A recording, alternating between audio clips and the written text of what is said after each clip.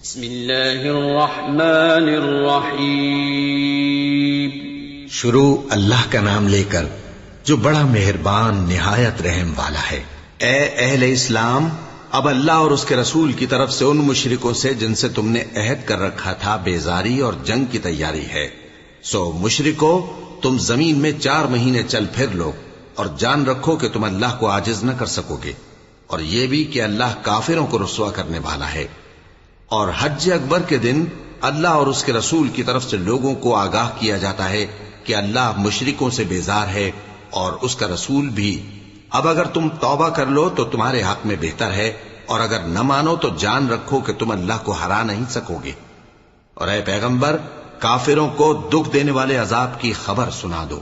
البتہ جن مشرکوں کے ساتھ تم نے عہد کیا ہو اور انہوں نے تمہارا کسی طرح کا قصور نہ کیا ہو اور نہ تمہارے مقابلے میں کسی کی مدد کی ہو، تو جس مدت تک ان کے ساتھ عہد کیا ہو اسے پورا کرو کہ اللہ پرہیزگاروں کو دوست رکھتا ہے۔ پس جب عزت کے مہینے گزر جائیں تو مشرکوں کو جہاں پاؤ قتل کر دو اور ان کو پکڑ لو اور گھیر لو، اور ہر گھات کی جگہ ان کی طاق میں بیٹھے رہو۔ پھر اگر وہ توبہ کر لیں اور نماز قائم کرنے اور زکوٰۃ دینے لگیں تو ان کا رستہ چھوڑ دو، بے شک اللہ بخشنے والا ہے، مہربان ہے۔ اور اگر کوئی مشرک تم سے پناہ کا خواستگار ہو تو اس کو پناہ دے دو یہاں تک کہ وہ کلام اللہ کو سننے لگے، پھر اس کو امن کی جگہ واپس پہنچا دو، اس لیے کہ یہ بے خبر لوگ ہیں۔ بھلا مشرکوں کے لیے جنہوں نے عہد توڑ ڈالا، اللہ اور اس کے رسول کے نزدیک عہد کیسے قائم رہ سکتا ہے؟ ہاں، جن لوگوں کے ساتھ تم نے مسجد حرام یعنی خانہ کعبہ کے نزدیک عہد کیا ہے، اگر وہ اپنے عہد پر قائم رہیں تو تم ان باتوں کو قبول نہیں کرتے، اور ان میں اکثر نافرمان ہیں۔ یہ اللہ کی آیتوں کے عوض تھوڑا سا فائدہ حاصل کرتے اور لوگوں کو اللہ کے رستے سے روکتے ہیں۔ کچھ شک نہیں کہ جو کام یہ کرتے ہیں برے ہیں۔ یہ لوگ کسی مومن کے حق میں نہ تو رشتہ داری کا پاس کرتے ہیں نہ عہد کا، اور یہ حد سے تجاوز کرنے والے ہیں۔ اب اگر یہ توبہ کر لیں اور نماز پڑھنے اور زکوٰۃ دینے لگیں تو دین میں تمہارے بھائی ہیں، اور سمجھنے والے لوگوں کے لیے ہم اپنی آیتیں کھول کھول کر بیان کرتے ہیں۔ اور اگر عہد کرنے کے بعد اپنی قسموں کو توڑ ڈالیں اور تمہارے دین میں تانا زنی کرنے لگے تو ان کفر کے پیشواؤں سے جنگ کرو، ان کی قسموں کا کچھ اعتبار نہیں ہے، عجب نہیں کہ اپنی حرکات سے باز آ جائیں۔ بھلا تم ایسے لوگوں سے کیوں نہ لڑو جنہوں نے اپنی قسموں کو توڑ ڈالا اور پیغمبر کو وطن سے نکالنے کا ارادہ کر لیا، اور انہوں نے تم سے عہد شکنی کی ابتدا کی۔ کیا تم ایسے لوگوں سے ڈرتے ہو؟ سو ڈرنے کے لائق تو اللہ ہے اگر تم ایمان والے ہو۔ ان سے خوب لڑو، اللہ ان کو تمہارے ہاتھوں سے عذاب میں ڈالے گا اور انہیں رسوا کرے گا، اور تم کو ان پر غلبہ دے گا، اور مومن لوگوں کے سینوں کو شفا بخشے گا اور ان کے دلوں سے غصہ دور کرے گا، اور اللہ جس پر چاہے گا توجہ فرمائے گا، اور اللہ سب کچھ جانتا ہے، حکمت والا ہے۔ کیا تم لوگ یہ خیال کرتے ہو کہ بے آزمائش چھوڑ دیے جاؤ گے؟ اور ابھی تو اللہ نے تم میں سے ایسے لوگوں کو پرکھا ہی نہیں جنہوں نے جہاد کیا، اور اللہ اور اس کے رسول اور مومنوں کے سوا کسی کو دلی دوست نہیں بنایا، اور اللہ تمہارے سب کاموں سے واقف ہے۔ مشرکوں کا کام نہیں کہ اللہ کی مسجدوں کو آباد کریں جبکہ وہ اپنے آپ پر کفر کی گواہی دے رہی ہوں۔ ان لوگوں کے سب اعمال بیکار ہیں اور وہ ہمیشہ دوزخ میں رہیں گے۔ اللہ کی مسجدوں کو تو وہ لوگ آباد کرتے ہیں جو اللہ پر اور روز قیامت پر ایمان لاتے اور نماز پڑھتے اور زکوٰۃ دیتی ہیں، اور اللہ کے سوا کسی سے نہیں ڈرتے۔ یہی لوگ امید ہے کہ ہدایت یافتہ لوگوں میں سے ہوں۔ کیا تم نے حاجیوں کو پانی پلانا اور مسجد حرام یعنی خانہ کعبہ کو آباد کرنا اس شخص کے اعمال جیسا خیال کیا ہے جو اللہ اور روز آخر پر ایمان رکھتا ہے اور اللہ کی راہ میں جہاد کرتا ہے؟ یہ لوگ اللہ کے نزدیک برابر نہیں ہیں، اور اللہ ظالم لوگوں کو ہدایت نہیں دیا کرتا۔ جو لوگ ایمان لائے اور وطن چھوڑ گئے اور اللہ کی راہ میں مال اور جان سے جہاد کرتے رہے، اللہ کے ہاں ان کے درجات بہت بڑے ہیں، اور وہی مراد کو پہنچنے والے ہیں۔ ان کا پروردگار ان کو اپنی رحمت کی اور خوشنودی کی اور بہشتوں کی خوشخبری دیتا ہے جن میں ان کے لیے ابدی نعمت ہے، اور وہ ان میں ہمیشہ ہمیشہ رہیں گے۔ کچھ شک نہیں کہ اللہ کے ہاں بڑا صلہ تیار ہے۔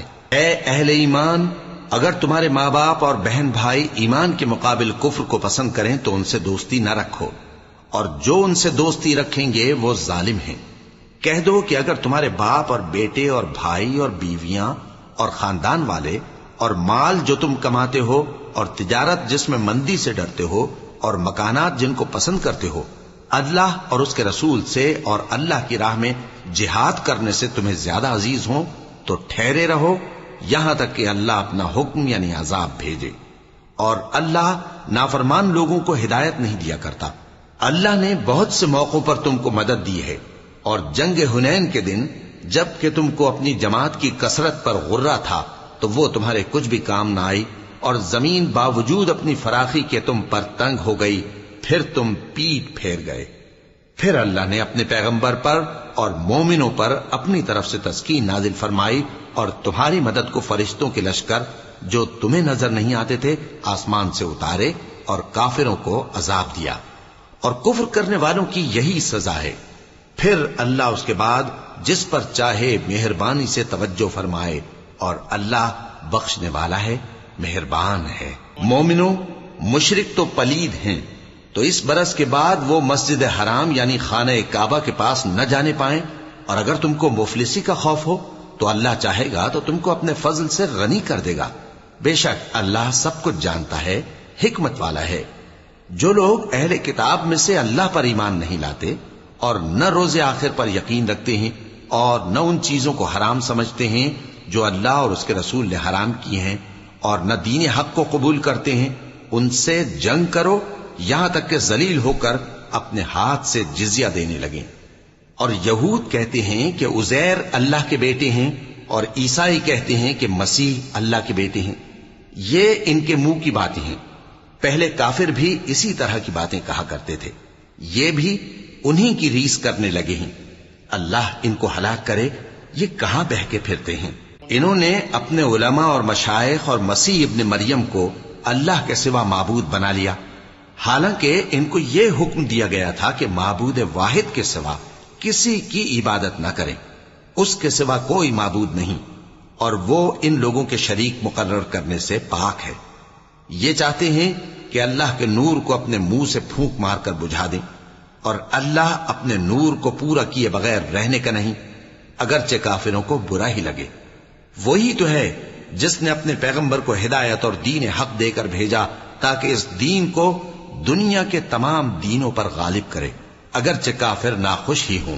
مومنوں، اہل کتاب کے بہت سے عالم اور مشائخ لوگوں کا مال ناحق کھاتے اور ان کو اللہ کی راہ سے روکتے ہیں، اور جو لوگ سونا اور چاندی جمع کرتے ہیں اور اس کو اللہ کے راستے میں خرچ نہیں کرتے، ان کو اس دن کے عذاب علیم کی خبر سنا دو، جس دن وہ مال دوزخ کی آگ میں خوب گرم کیا جائے گا، پھر اس سے ان بخیلوں کی پیشانیاں اور پہلو اور پیٹھیں داغی جائیں گی، اور کہا جائے گا کہ یہ وہی ہے جو تم نے اپنے لیے جمع کیا تھا، سو جو تم جمع کرتے تھے اب اس کا مزہ چکھو۔